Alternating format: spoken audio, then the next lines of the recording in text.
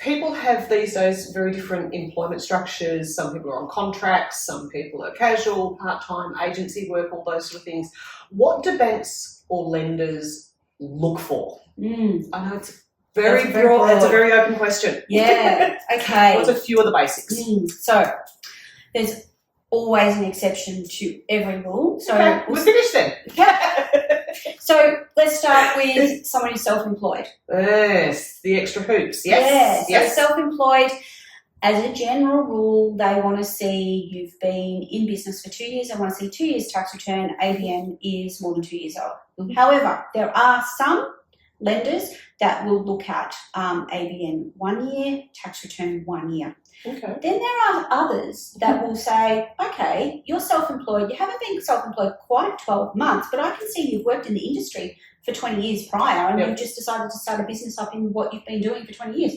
That's okay. We'll do that one, you know.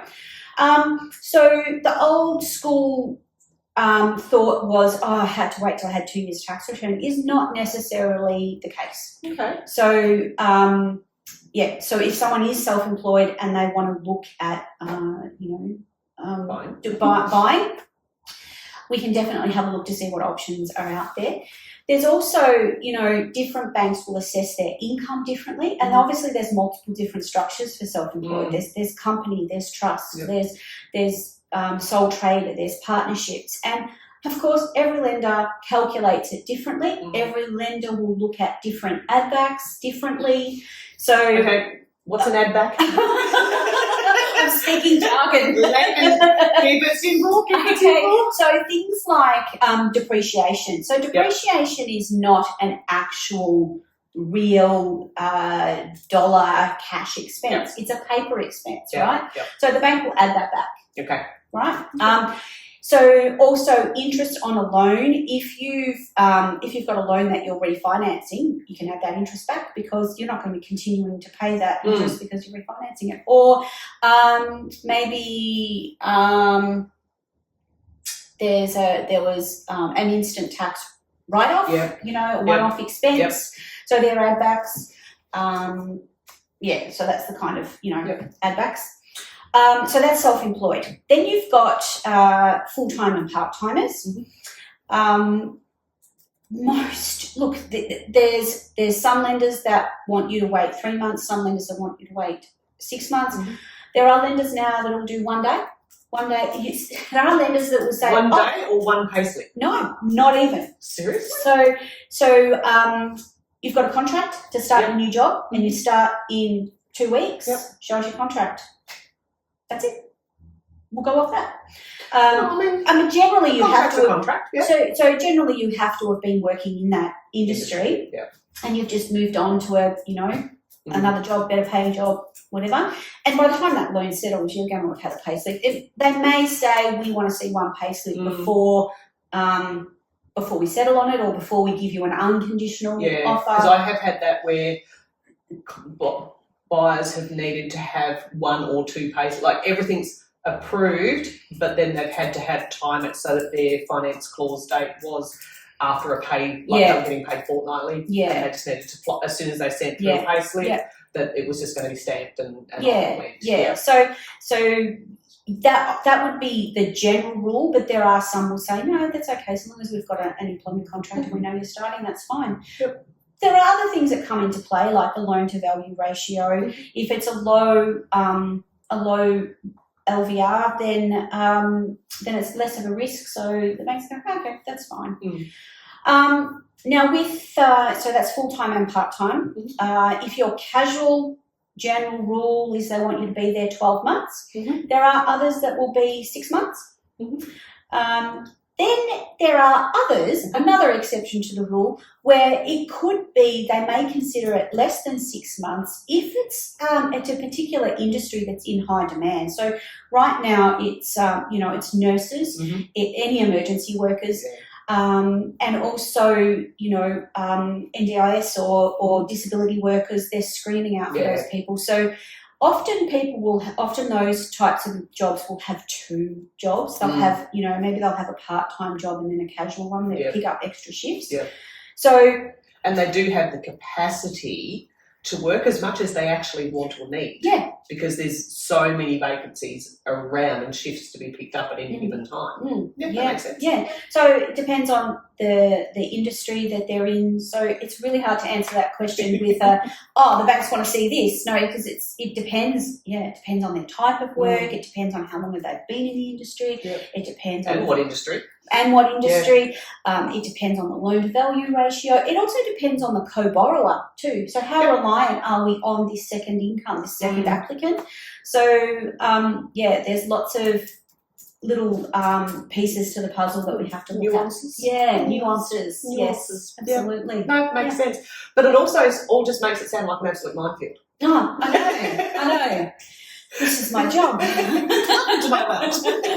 Yeah, it is. It is a minefield. But I've got this little computer in the back of my brain, and it holds this useful information or useless information until I need it, and then I bring it forward and I go, hey, I remember that I could go with that particular lender for that particular policy niche. So let's go there. Yeah. Let's see if they've updated their terms or if anything's changed. I always double check with the business development managers of the banks I'm going to look at, and I'll say, I'm just checking. I've got this vague memory of this policy. Have I got it right? And I'll just double check Is that still current? Yeah.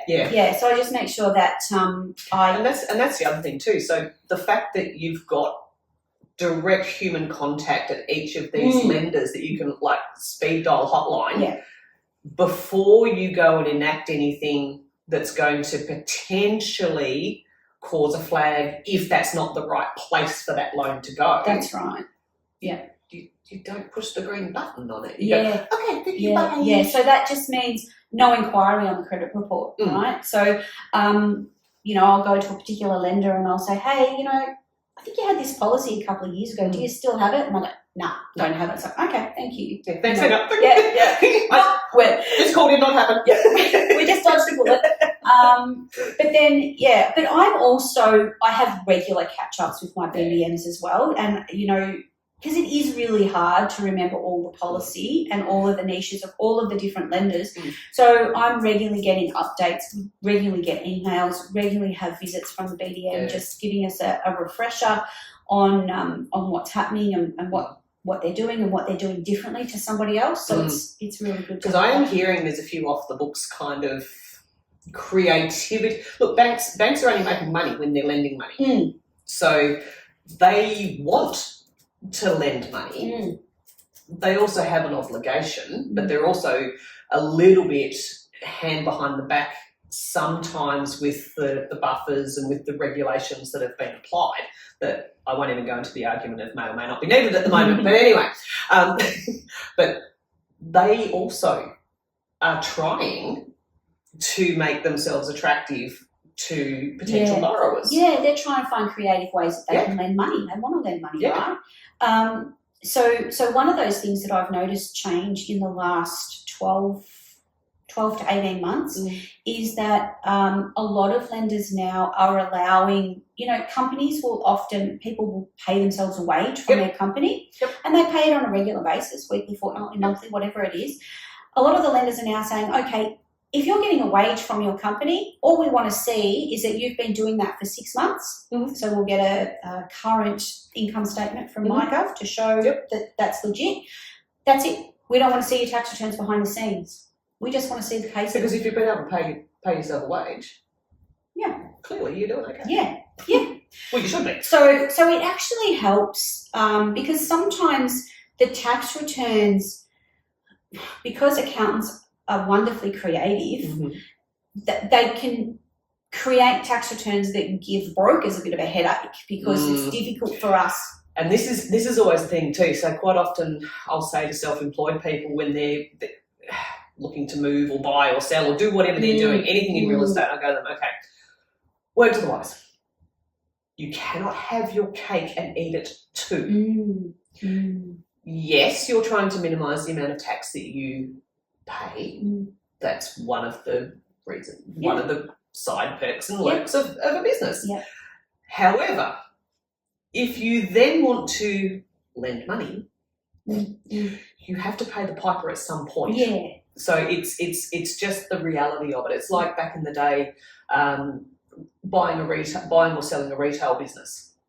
So many years ago, my husband and I looked at a butcher shop, and the reassurances verbally of the cash takings versus what was going through the till and through the books. The bank won't lend on, but Bobby said, Yeah, we get $1,000 a week cash. yeah, Yeah, they won't lend on that. No. They will lend on what's on the books. that's right. So you kind of, same thing if you're buying a house or, selling, buying, doing whatever, or you're wanting to sell a business or anything like it. It's the preparation that you do and the people that you have around you to guide you through how to do that without raising too many red flags. I get a lot of calls at the end of the financial year. Yep. So it's May, June, and self-employed clients say, okay, my accountant's going to do my tax returns. What do they need to look like? Yeah. I want to do this, so what do I need to have it say? Yeah, exactly. So so that's good though, right? They're forward thinking. Instead of getting your accountant to save you as much tax as possible and make your income look low, and it's all legit. It's not. It's not. It's not. It's just the way way they're very good at what they do, unfortunately, or fortunately, depending on And look, that's all part of. I mean, we hear it in the everyone's down on big business because they don't pay much tax and things, but they also employ. It's legitimate, but they also employ a lot of people. Yeah. So it swings and roundabouts. Yeah. But you, exactly. on that level, you can't have your cake and eat it too. If you want to borrow money, there's an avatar you need to look like. That's right. So you're weighing it up, right? Okay, I'm going to have next financial year. I'm going to have to declare my income is X, which is going to cost me X amount in tax. But that's going to get me that house that I want. And we can moderate it all back up. Yeah. But it's always important to make sure. Don't just increase the wage to yourself without having a discussion with your accountant to make sure you can afford to pay the tax and that you've got. And this is that team. So it's between broker, accountant, client. Yes. Everyone needs to be on the same page of what the goal is, how to get there, so that it all transitions nice and smoothly without any extra stress that you don't really want. Yeah. Perfect. Exactly. So I guess my message would be, if you're self-employed, don't be scared. Don't be scared that you can't borrow. And if you're casual, don't be scared that you can't borrow, because that's obviously been a problem in the past as well. That's I work casual, so and we have such a strong casual workforce now. So that's the other thing too. Like, some lenders will calculate casual income over 48 weeks because they assume you're going to take 4 weeks off holiday. But then there are others that will annualise it over 52 weeks. Yes. So again, it's just knowing which lenders are going to do. And it also comes down to the type of job you do. If you're a casual teacher, unfortunately, that's 46 weeks. Yes, because you can't work 52 weeks. No, casual. no, you can't. So, and to be honest, they probably don't want to. No, they don't. But casual in NDIS or support services, cleaning, all those things. Yeah, you can do whatever you want to do. Yeah.